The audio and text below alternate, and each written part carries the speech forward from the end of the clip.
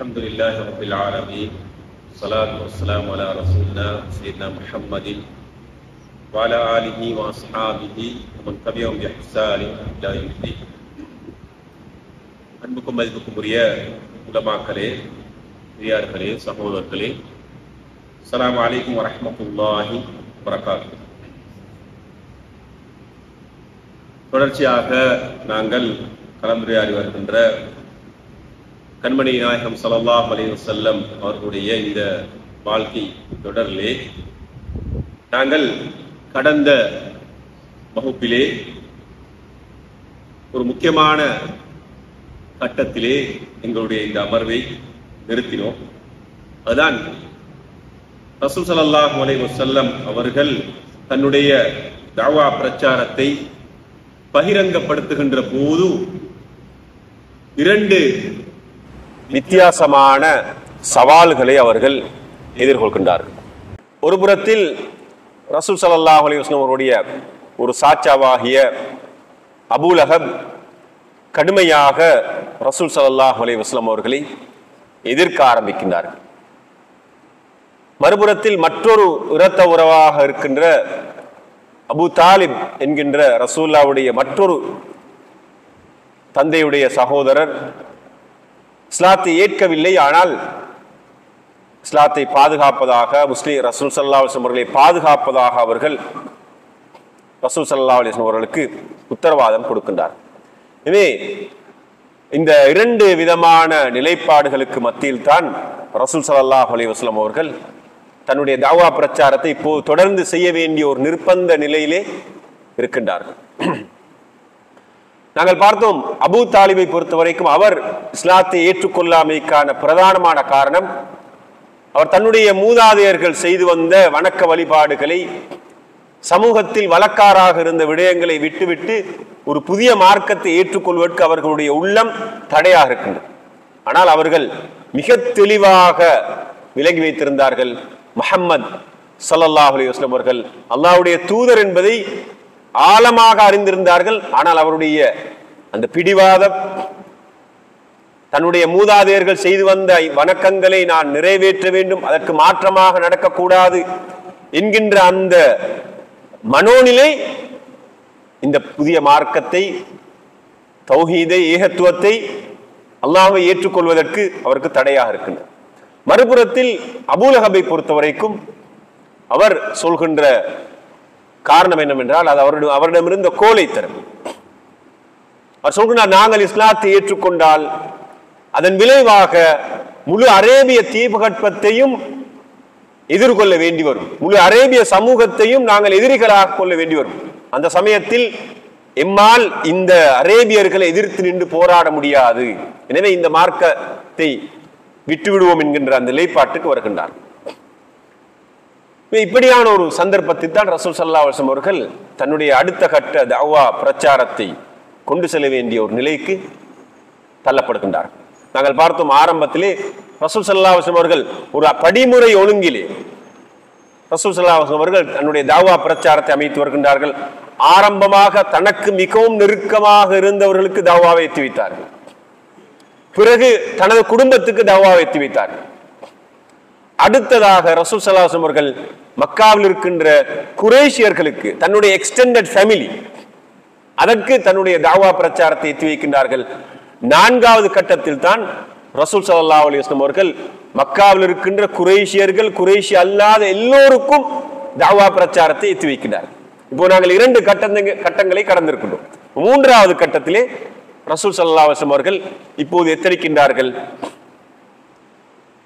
குறைஷியர்கள் அனைவருக்கும் இந்த தஅவா பிரச்சாரத்தை எத்தி வைக்க வேண்டும். இதற்கு ஒரு வித்தியாசமான மற்றொரு வழிமுறையை கையாளுகின்றார்கள். நாங்கள் பார்த்தோம், குடும்பத்துக்கு தஅவாவை எத்தி வைப்பதற்கு அவர்கள் ஒரு விருந்து உபசாரத்தை ஏற்பாடு செய்தார்கள். அதே நேரத்தில் இப்போது குறைஷியர்களுக்கு தஅவாவை எத்தி வைப்பதற்காக அந்த மக்கா சமூகத்தில் இருந்த மற்றொரு வழிமுறையை அவர்கள் கையாளுகின்றார்கள். அதுதான், அங்கே மக்காவில் ஒரு வழிமுறை இருந்தது. ஏதாவது ஒரு மிக முக்கியமான செய்தியை சொல்ல வேண்டும் என்று யாராவது விரும்பினால், அல்லது மக்காவை எதிர்த்து போராடுவதற்கு ஒரு படை வந்திருக்கிறது என்று சொல்ல விரும்பினால், அல்லது ஒரு ஆபத்தை பற்றி அவர்கள் எச்சரிக்க விரும்பினால், ஒருவர் சஃபா மலையிலே ஏறி நின்று தன்னுடைய ஆடைகளை கலட்டி அவர்கள் உயர்த்தி காண்பிப்பார்கள். மக்காவுக்கு ஒரு எச்சரிக்கை வந்திருக்கிறது என்று உயர்த்தி காண்பித்து அந்த செய்தியை சொல்வார்கள்.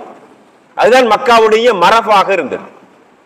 ரசூல் ஸல்லல்லாஹு அலைஹி வஸல்லம் இந்த மரபை பயன்படுத்துகின்றார்கள். ஆனால் ஒரு வித்தியாசம், அவர்கள் தன்னுடைய ஆடைகளை கலட்டவில்லை.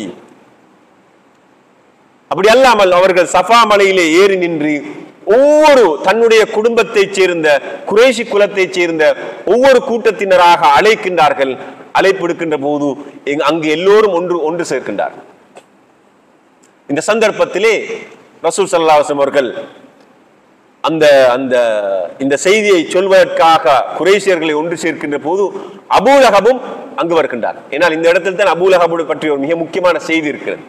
அதனால் இதனை அறிவிக்கின்ற அறிவிப்பாளர்கள் அந்த இடத்தில் அபூ லஹபும் வந்தார் என்ற செய்தியை வலியுறுத்தி சொல்கின்றார்கள். ரசூல் ஸல்லல்லாஹு அலைஹி வஸல்லம் அவர்கள் ஒரு அருமையான செய்தியை சொல்கின்றார்கள். எப்படி என்றால், அரஐதுக்கும் லவ் அக்பர்துக்கும் அன்ன கைலன் பில்வாதி துரீது அன் துகீர அலைக்கும். உங்களை தாக்குவதற்காக இந்த மலைக்கு பின்னால் ஒரு படை இருக்கிறது, வந்திருக்கிறது என்று சொன்னால் நீங்கள் நம்புவீர்களா என்று அங்கு ஒன்று கூடியிருக்கின்ற எல்லோரையும் பார்த்து ரசூல் ஸல்லல்லாஹு அலைஹி வஸல்லம் சொல்கின்றார். இந்த சந்தர்ப்பத்தில் அவர்கள் சொல்கின்ற வார்த்தையை பாருங்கள். அவர் சொல்கிறார்கள், காலு நாம், நிச்சயமாக நாங்கள் நம்புவோம், மா ஜர்ரப்னா அலைக்க இல்லா சிதகா. நீங்கள் உண்மை பேசியவரை ஆக அன்றி நாங்கள் உங்களை கண்டது கிடையாது.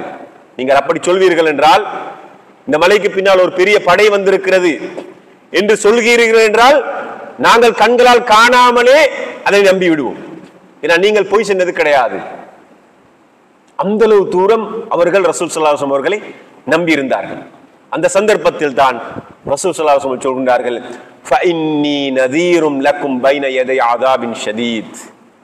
கடுமையான அந்த வேதனை பற்றிய எச்சரிக்கின்ற ஒரு எச்சரிக்கையாளராக நான் உங்களுக்கு வந்திருக்கிறேன் என்று ரசூல் ஸல்லல்லாஹு அலைஹி வஸல்லம் அவர்கள் நான் உங்களுக்கு இறை தூதராக வந்திருக்கிறேன் என்ற செய்தியை சொல்கின்றார். இப்படி சொன்னவுடன் அபூ லஹப் மௌனம் காக்கவில்லை. உடனடியாக அவன் சொன்னான், தப்பன் லக் சாயிரல் யௌம் அலிஹாதா ஜமஅத்தனா.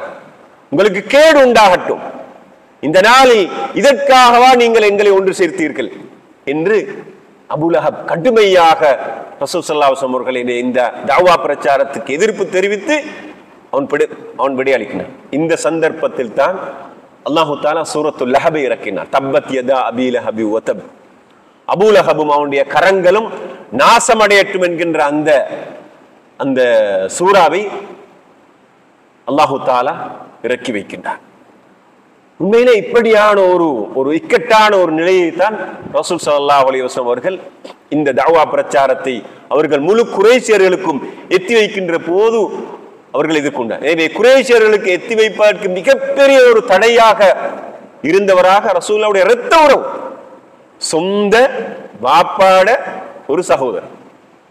எப்படி இருக்கும் கற்பனை பண்ணி பாருங்க. அதாவது முழு குறைஷி சமூகத்துக்கு மத்தியில தனக்கு எதிராக இருக்கிறது, தன்னை தஅவா பிரச்சாரத்துக்கு எதிராக இருக்கிறது, தண்ட ஒரு இரத்த உறவு உண்டால் அது சாதாரணமா தாங்கிக் கொள்ளலுமா? சாதாரண ஒரு விஷயம் அல்ல. அதாவது சோசியல் சைக்காலஜியில ஒரு சமூக உளவியல்லையும் கூட தூரத்தில் இருக்கிற ஒருவரை இருக்கலாம், இருந்தா குடும்பம் காப்பாற்றும். ஆனா குடும்பத்தில் இருக்கிற ஒரு இரத்த உறவை இந்த அளவு மோசமாக, இந்த அளவு கீழ்த்தரமாக எல்லோருக்கும் முன்னால, இதற்கு முன்னரும் அவர் எதிர்த்திருக்கிறார். இந்த சமயத்தில் அவர் அப்படி எதிர்க்கிறார் என்றால் அது ஒரு மிகப்பெரியதொரு ஒரு ஒரு ஒரு ஒரு ஒரு கேஸாக அல்லது ஒரு கஷ்டமாகத்தான் ரசூல் ஸல்லல்லாஹு அலைஹி வஸல்லம் இருந்திருக்க வேண்டும் நிச்சயமாக. அதனால தான் அல்லாஹு தஆலா அபூ லஹபை கண்டித்து உடனடியாக அந்த இடத்திலே ஒரு சூறாவை இறக்கி வைக்கின்றார். உண்மையில் இந்த சூறா இறக்கி அருளப்பட்டது கூட இஸ்லாம் அல்லாஹு தஆலாவிடம் இருந்து வந்ததுதான். அல்லாஹ் ரசூல் ஸல்லல்லாஹு அலைஹி வஸல்லம் இறை தூதர் தான், உண்மையான இறை தூதர் தான் என்பதற்கு ஆதாரம் என்பதற்கு போதுமானது. ஏனென்றால் இந்த சூறாவிலே அபூ லஹப் நரகவாதி என்று தெளிவாக சொல்லப்படுகிறது. அபூ லஹபுக்கு இந்த இடத்தில் நான் நரகவாதி அல்ல, குர்ஆன் பொய்யானது, இந்த மார்க்கம் பொய்யானது என்பதை பொய்ப்படுத்தி ரசூலுல்லாஹ்வை பொய்ப்படுத்த வேண்டும் என்றிருந்தால் ஒரே ஒரு விடயம் மாத்திரம் போதுமானது, அவர் இஸ்லாத்தை ஏற்றுக்கொண்டா போதும். குர்ஆன் பொய்யா பேசி சயஸ்லா நாரன் ஸாத்த லஹப், அவர் நரகத்தில் எரியப்படுவான்னு குர்ஆன் சொல்லுது. இந்த சந்தர்ப்பத்தில் அபூ லஹப் அவன மனைவியும் இஸ்லாத்தை ஏற்றுக்கொண்டிருந்தார். அது மாத்திரம் போதும். எதுக்கு? குர்ஆன் பொய்யானது, குர்ஆன் அல்லாஹ்ட்ட இருந்து வரல, இவர் தான் எழுதி சொல்றார், ரசூல் தான் எழுதி சொல்றார், எங்கிருந்தோ கேட்டு வந்து சொல்றார் என்ற அந்த குற்றச்சாட்டு எல்லாத்துக்கும் போதுமானது. ஆனா கடைசி வரைக்கும் அபூ லஹப் என்ன செய்யல? இஸ்லாத்தை ஏற்றுக்கொள்ளல, நரகவாதியாவே தான் அவர் மரணிக்கிறார் என்பது. அதை விட வெரி இன்ட்ரெஸ்டிங்கான ஒரு விஷயம் என்ன தெரியுமா? இந்த அபூ லஹப் நிலைப்பாடு இப்படி இருக்க, பிற்பட்ட காலத்துல அபூ லஹப் 5 பிள்ளைகள் இஸ்லாத்தை ஏற்றுக்கொள்றார். 5 பிள்ளைகள் இஸ்லாத்தை ஏற்றுக்கொள்றாங்க. 3 பெண் பிள்ளைகள் சஹாபியாக்களாக மாறுகிறார்கள். துர்ரா, ஹாலிதா, அஸ்ஸா மின சஹாபியாத்.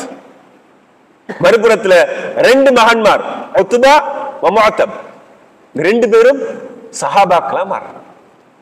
வெரி இன்ட்ரெஸ்டிங் என்னன்னா, இப்ப இவங்க குர்ஆன ரசூலை ஏற்றுக்கொண்டா இவங்க தப்பத்திய தாவத்தானே வேணும். யாரு? பிள்ளைகள் முகத்தானே வேணும். தண்ட வாப்பவ நரகவாதி என்று சொல்ற அந்த சூறாவை பொய்ப்படுத்தலுமா பிள்ளைகளுக்கு? படுத்தல. அப்ப பாரு, மார்க்கத்துல அதாவது ஈமான் தான் முதலாவது, மத்தன ரெண்டாவது. பாப்ப வாயிக்கலாம், உம்மா வாயிக்கலாம், யார் வாயிக்கலாம். தப்பத்தியதா அபீ லஹபி வதப்தா, உத்பா மோதிப்பார், துர்ரா மோதிப்பார், ஹாலிதா மோதிப்பார், அஸ்ஸா மோதி, எல்லாரும் மோதிப்பாங்க. என் வாப்ப நாசமாகட்டும், அவனோட கரம் நாசமாகட்டும், என் உம்மா உம்மு ஜமீல் அவன் நரகத்துல விழட்டும். அந்த சூரத்துல் லஹப்ல சொல்ற அவ்வளவும் யாருக்கு எதிரான சாபம்? அவங்களோட உம்மக்கும் பாப்பக்கும் தான். அதையும் குர்ஆன் அப்படியே வச்சுக்குது. அந்த பிள்ளைகள் நிச்சயம் மார்க்கத்துல அதாவது பூசி மொழுகிறான்னு ஒன்று இல்லை. அது வாப்பா கேசி இருந்தாலுமே அகீதாவுக்கு அவரு முரணாக, மார்க்கத்துக்கு முரணாக, அல்லாஹ்வுக்கு முரணாக நிற்கிறான்டானே, அது அவ்வளவுதான். ஆனால் தான் நாங்க ஆரம்பத்திலே நான் சொன்னேன், அலி ரலியல்லாஹு அன்ஹு கூட இஸ்லாத்தை ஏற்றுக்கொண்ட நேரம் அலி ரலியல்லாஹு அன்ஹுக்கு ரசூல் ஆலோசனை கேட்டு வாங்க, வாப்பாட்ட ஆலோசனை கேட்டு வந்து நீங்க இஸ்லாத்தை ஏற்றுக்கோங்க என்று சொன்ன அலி ரலியல்லாஹு என்ன சொன்னாங்க? என்ன படைக்கிற நேரம் எந்த வாப்பா அபூ தாலிப் அல்லாஹ் ஆலோசனை கேட்டா என்ன படைச்சான்? நான் அவர்கிட்ட ஆலோசனை கேட்டுட்டு அல்லாஹ் வணங்குறதுக்கு நான் அவர்கிட்ட எல்லாம் ஆலோசனை கேட்க மாட்டேன். என்ற சொந்த முடிவு, சுதந்திரமான முடிவு, நான் இஸ்லாத்தை ஏற்றுக்கொண்டார். எனவே இதெல்லாம் நாங்க இந்த வரலாற்றை இருந்து சீராலிருந்து படித்துக் கொள்ள வேண்டிய, கற்றுக்கொள்ள வேண்டிய ஒரு அற்புதமான பாடங்கள். அன்புக்குரிய இஸ்லாமிய சகோதரர்களே, இப்ப ரசூல் ஸல்லல்லாஹு அலைஹி வஸல்லம் அவர்கள் குறைஷியர்களுக்கு தன்னுடைய குடும்பத்தை சேர்ந்து எல்லோருக்கும் இஸ்லாத்தை எத்தி வைக்கிற அந்த பகிரங்கமா சொல்லிட்டாங்க, நான் தான் எச்சரிக்கையாளரா வந்திருக்கேன், இறை தூதரா வந்திருக்கிறேன். அடுத்த கட்டத்துக்கு ரசூலா போறாங்க என்னண்டா, முழு மக்கா சமூகத்துக்கும் இஸ்லாத்தை எத்தி வைக்கிறாங்க. உடனடியாக என்ன செய்யல, இதெல்லாம் வழிமுறை, இதெல்லாம் சீராலிருந்து கற்றுக்கொள்கிற பாடம். இந்த ஒரு தவாவோ, ஒரு பிரச்சாரத்தோ, ஒரு பணிய, ஈவன் எங்கட தர்பியா, பிள்ளைகளுக்கு கொடுக்கிற தர்பியால கூட, பிள்ளை வளர்ப்புல கூட இந்த கட்டங்களை, படிமுறை ஒழுங்குகளை கடைபிடிக்கணும் என்ற செய்தியை குர்ஆன் எங்களுக்கு சொல்லித் தருது, மார்க்கம் எங்களுக்கு சொல்லித் தருது. ரசூல் இப்ப என்ன செய்யறாங்க, முழு மக்கா சமூகத்துக்கும் இஸ்லாத்தை சொல்கின்ற அந்த நிலைப்பாட்டுக்கு வராங்க. இதற்கு குர்ஆன் அவருக்கு வழிகாட்டுது. ஃபஸ்தா பிமா துஅமர் வஅரித் அனில் முஷ்ரிகீன், நீங்கள் உங்களுக்கு ஏவப்பட்டதை தெளிவாக, வெளிப்படையாக, உடைத்து பகிரங்கமாக சொல்லுங்கள். வஅரித் அனில் முஷ்ரிகீன், முஷ்ரிகீன்களை நீங்கள் பொருட்படுத்த வேண்டாம், அவர்களை விட்டுடுங்க, அவர்களை அவர்களை புறக்கணித்து விடுங்க. இதற்கு விளக்கம் சொல்ற நேரம் சொல்லுவாங்க என்னென்றால், அதாவது இந்த குர்ஆன் வசனம் 2 மிக முக்கியமான விடயத்தை சொல்லு. ஒன்று, முழு மனித சமூகத்துக்கும் நீங்க இஸ்லாத்தை எத்தி வைக்கணும். இது மனைவிக்கு சொல்லிட்டீங்க, நெருக்கமான ஆக்களுக்கு சொல்லிட்டீங்க, ரைட், குடும்பத்துக்கு சொல்லிட்டீங்க, இப்ப குறைஷி குலத்துக்கு சொல்லிட்டீங்க, எல்லாருக்கும் சொல்லிட்டீங்க. அடுத்தது முழு மனித சமூகத்துக்கும் நீங்க எத்தி வைங்க, எலானல் ஆம், பொதுவாக எல்லாருக்கும் எத்தி வைங்க. ரெண்டாவது, அல்-இஅராத் அனில் முஷ்ரிகீன், முஷ்ரிகீன்களை நீங்க புறக்கணிங்க என்றால், ரசூலுக்கு இந்த சந்தர்ப்பத்துல மக்கால அல்லாஹ் தஆலா சொல்ற ஒரு மிக முக்கியமான உபதேசம் தான், இப்ப நீங்க சோதனைகள் எதிர்கொள்வீங்க, உங்களை எதிர்ப்பாங்க, துன்புறுத்துவாங்க, உங்களை பின்பற்றுகின்றவர்களை என்ன செய்வாங்க, கஷ்டப்படுத்துவாங்க. இந்த சந்தர்ப்பத்துல எந்த காரணம் கொண்டும் நீங்க முஷ்ரிக்கீன்களை அதாவது உங்களை எதிர்த்து நிற்கிறவர்களோடு போராட வேண்டாம். எனவே மக்கள் ரசூல போராடல. சொல்ல மக்கால தன்னை எதிர்த்து நிற்கின்ற இவரோடும் ரசூல்ல போராடல. தன்னோடு இந்த சஹாபாக்களுக்கும் யாருக்கும் அனுமதி கொடுக்கல. தங்களை எதிர்க்கின்றவர்களுக்கோ அடிக்கின்றவர்களுக்கோ துன்புறுத்துகின்றவர்களுக்கோ எதிராக எந்த ஒன்றையும் செய்வதற்கு அனுமதி கொடுக்கல. மக்காவில் 13 வருடங்கள். அதான் ரசூலோட தாவா வழிமுறை. அது மிக முக்கியமான ஒரு விடயம். எனவே மக்காவில் ரசூல் அல்லாஹ் தஆலா எதிர்த்து போராடுவதற்குரிய அனுமதியை கொடுக்கல என்றது மிக முக்கியமான ஒரு விடயம். இப்ப என்ன மக்கால் நடக்குது? இப்ப ரசூல்ல தாவா பிரச்சாரத்தை பகிரங்கமா ஆரம்பிச்சுட்டான். இப்ப நான் சொன்னேன் ஆரம்பத்துல, நான் சென்ற வகுப்புல உங்களை விளங்கப்படுத்தினேன், மக்கா முதல் 3 வருடங்கள்ல இது ஒரு பெரிய ஒரு மெட்டரா குறைஷி காபிர்கள் பார்க்கல. கொஞ்சம் பேர் புதிய ஒரு மார்க்கத்தை ஏற்றுக்கொண்டு அவங்க ஃபாலோ பண்ணிக்கொண்டு வராங்க, சில புதிய அமல்களை செய்யறாங்க, அவங்க விட்டுட்டாங்க. ஆனா இப்ப அப்படி அல்ல. இப்ப வீடு வீடு மார்க்கத்தை ஏற்றுக்கொண்டவர்கள், ரசூலுல்லாஹை ஏற்றுக்கொண்டவர்கள் இருக்கிறார்கள். இப்ப தான் மக்கால என்ன செய்து ஒரு இன்ஃபிஜார், ஒரு பெரிய ஒரு குழப்பம் ஒன்று ஏற்படுது.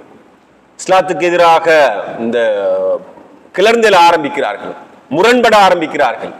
இப்ப ரசூலுடைய இந்த தஅவா பிரச்சாரத்தை எப்படி நிப்பாற்றுறது என்பதற்காக குறைஷி காபிர்கள் கூட்டம் கூடுகிறார்கள், அதற்காக திட்டமிடுகிறார்கள், சூழ்ச்சி செய்ய ஆரம்பிக்கிறார்கள், சதித்திட்டங்களை செய்ய ஆரம்பிக்கின்ற இந்த கட்டம் இப்போதுதான் ஆரம்பிக்கிறது. 3 வருடங்கள் கடந்தான் ஆரம்பிக்கிறது.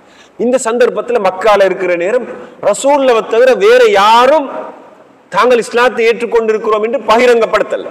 இது மிக முக்கியமான ஒரு விஷயம். ரசூலுல்லாஹ் மட்டும்தான் பகிரங்கப்படுத்தினார்கள், நான் அவர் இஸ்லாத்தை ஏற்றுக்கொண்டிருக்கிறேன். ரசூலுல்லாஹ் மாத்திரம் தஅவா செய்தார்கள். வேற யாரும் தவறுகள் இஸ்லாத்தை ஏற்றுக்கொண்டு ரகசியமாக வச்சு கொண்டிருந்தார். ஏதோ ஒரு வகையில் அவருடைய குடும்பத்துக்கு அது மாட்டிட்டால் அவர்கள் துன்புறுத்தப்பட்டார்கள்.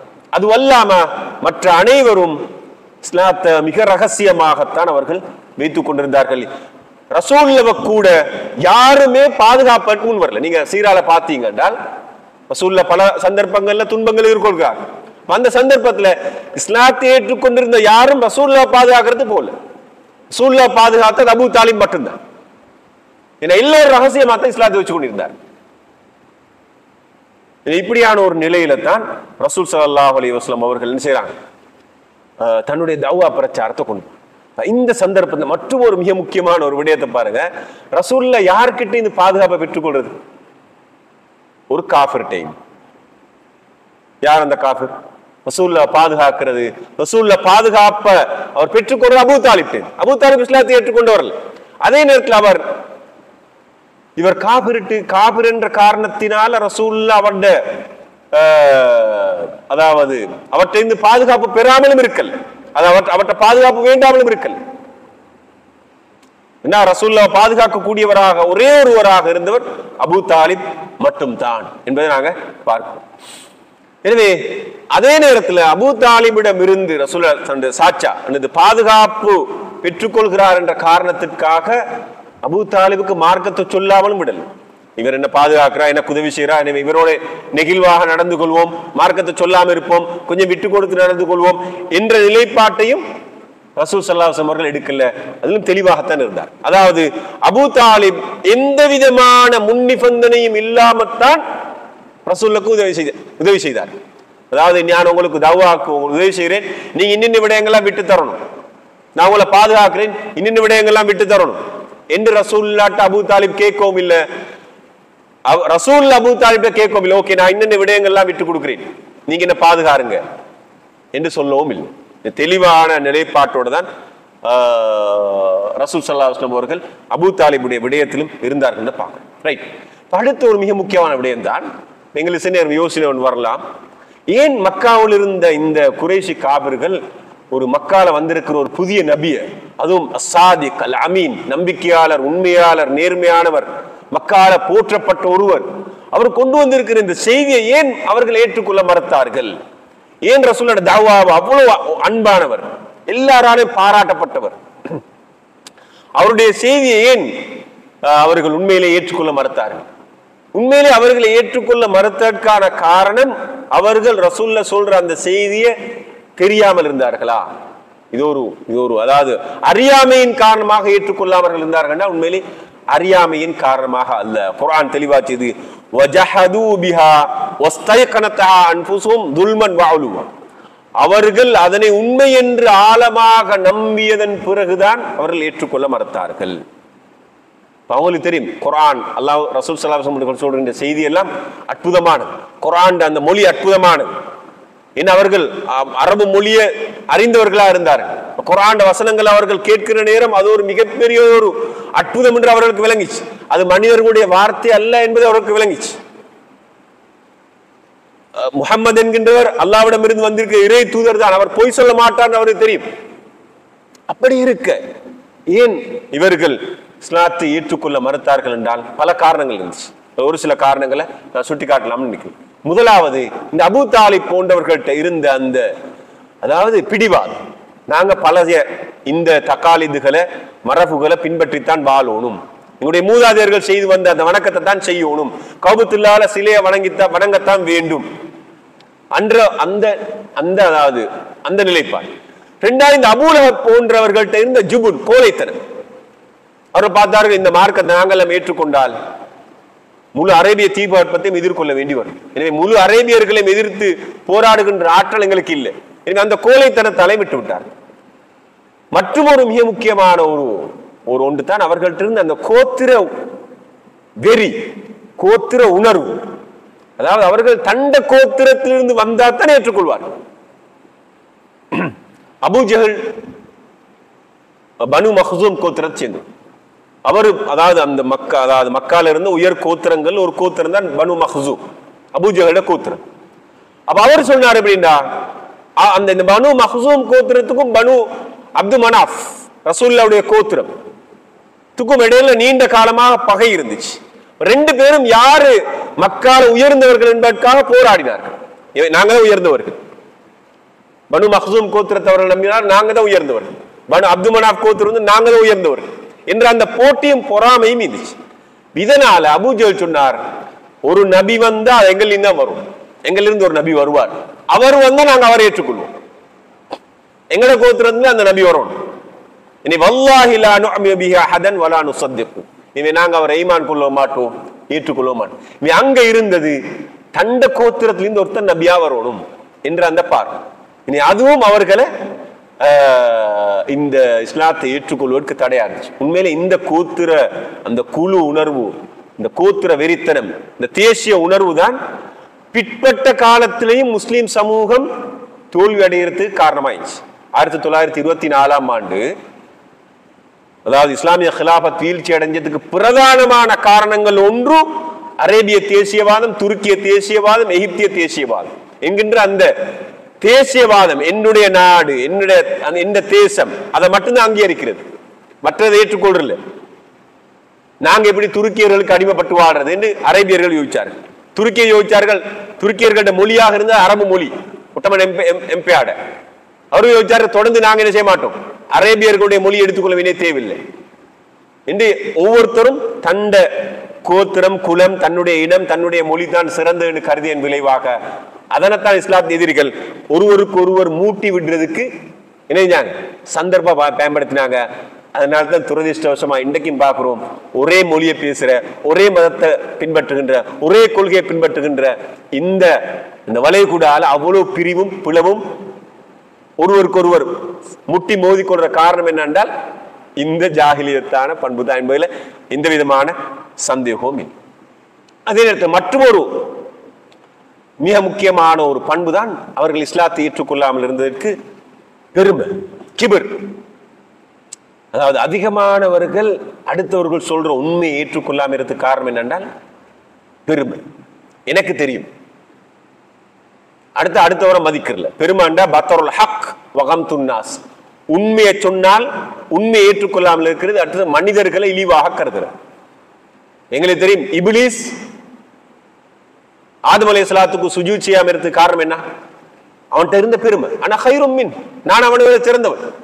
ஹலக்தனி மின்னார், என்ன நெருப்பால படைச்சிக்கிறீங்க, ஹலக்தஹு மின் தீன், அவனை மண்ணால படைச்சிக்கிறீங்க, நான் சிறந்தவன், நான் எப்படி அவனுக்கு சுஜூத் செய்வேன்?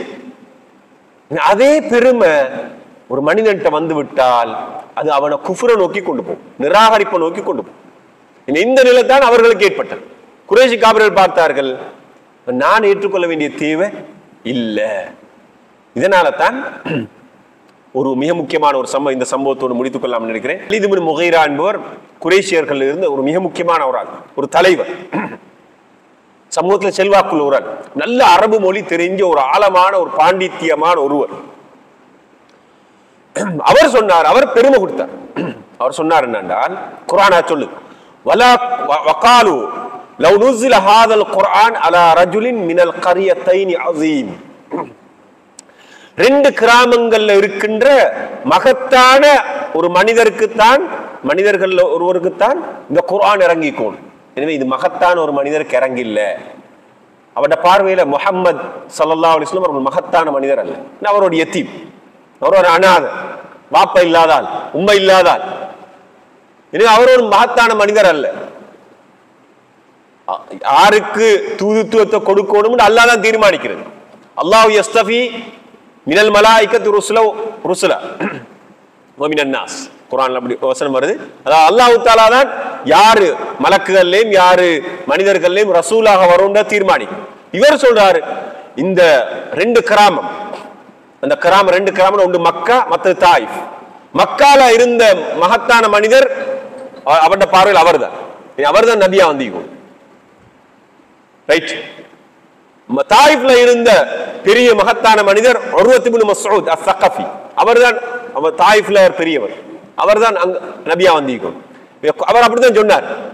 அவர்கிட்ட இருந்த பெருமை இஸ்லாத்தை ஏற்றுக்கொள்வதற்கு அது தடையாக இருந்துச்சு.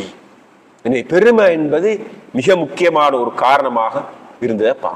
இப்படி பல்வேறு விதமான காரணங்கள் இஸ்லாத்தை ஏற்றுக்கொள்வதற்கு குறைஷி காபிர்களுக்கு தடையாக இருந்துச்சு. எனவே ரசூல் ஸல்லல்லாஹு அலைஹி வஸல்லம் அவர்கள் இந்த பணி எப்படி கொண்டு போற நேரம் அடுத்த கட்டமாக பல்வேறு விதமான சவால்கள், சேலஞ்சஸ், த்ரெட்ஸ், அதாவது நோவினைகளை எதிர்கொள்ள ஆரம்பிக்கிறார்கள்.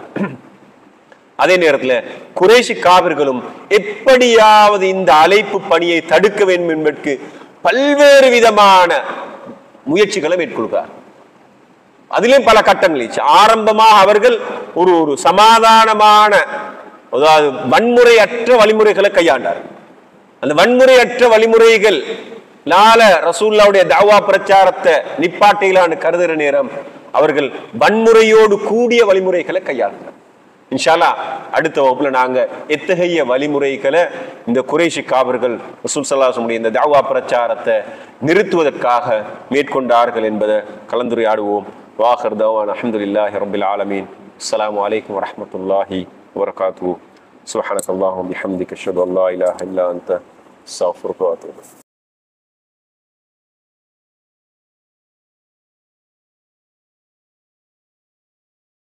Assalamu alaikum wa rahmatullahi wa barakatuhu.